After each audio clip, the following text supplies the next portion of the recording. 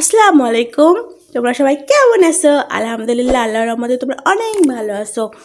দেখো, তোমাদের সামনে কি আমি দুর্দান্ত একটা মিষ্টি পিঠার রেসিপি নিয়ে এসেছি।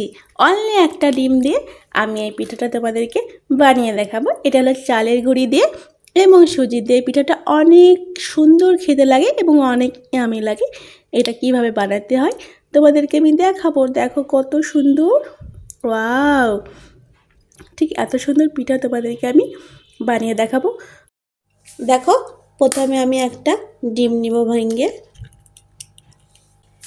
চিনি নিব 1 কাপ। সুন্দর করে চিনি আর ডিমটা আমি মেখে নেব। দেখো, আমি 1 কাপের মতো চালের আটা দিয়ে দিব। একটা ডিম দিয়ে 1 কাপ আটা, 1 কাপ চিনি দিয়ে অনেক সুন্দর একটা পিঠা রেডি করে দেখাবো তোমাদেরকে। অনেক মজা লাগে এই পিঠাটা খেতে। তোমরা অবশ্যই বানিয়ে খাবা, অনেক টেস্টি।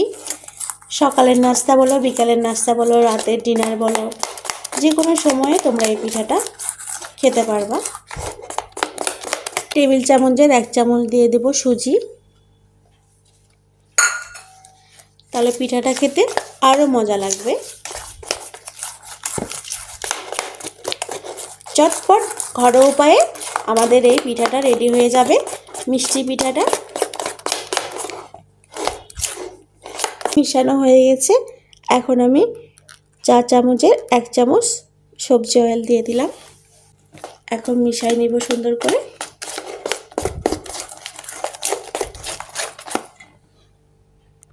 দেখো, আমার সুন্দর করে মিশানো হয়ে গেছে সব উপকরণ। এখন আমি এটা তেলের মধ্যে ভেজে নিব। দেখো, আমি পরিমাণ মতো তেল নিয়েছি, সবজি অয়েল।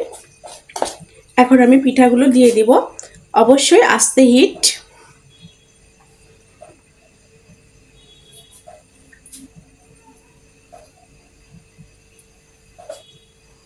তোমাদের মতো করে তোমরা ডিজাইন করে দিতে পারবা, সমস্যা নেই। আমার মতো করে আমি ডিজাইন করলাম। তখন উপরে এটা ফুলে উঠবে, তখন আমি এটা উল্টে দিব। দেখো কত সুন্দর ফুলে উঠেছে। আমার ভাজা শেষ। এখন তোমাদেরকে আমি পরিবেশন করে দেখাবো। ওয়াও, কি সুন্দর নাস্তা রেডি হয়ে গেছে। একদম 5 মিনিটে আমি এই একটা ডিম দিয়ে অনেক সুন্দর মজাদার একটা পিঠা বানিয়ে দেখালাম তোমাদেরকে। এটা তোমরা দেখো কত সুন্দর হয়েছে দেখতে। ওয়াও, উপরে একটু গোল্ডেন কালার আর নিচে সাদা। দেখছো, দারুণ, খেতেও অনেক মজা। ওয়াও, তোমরা একবার খেলে জীবনেও ভুলবে না। এত স্বাদ, এত টেস্টি, এত ইয়ামি। অবশ্যই তোমরা একটা ডিম দিয়ে আমার মতো করে এরকম করে মিষ্টি পিঠা, মানে সকালের নাস্তা বলো, বিকালের নাস্তা বলো, যে কোনো সময়ে তোমরা এই পিঠাটা বানিয়ে খেতে পারবা এবং ফ্রিজেও রেখে খেতে পারবা। 1 সপ্তাহ খেতে পারবা থাকে।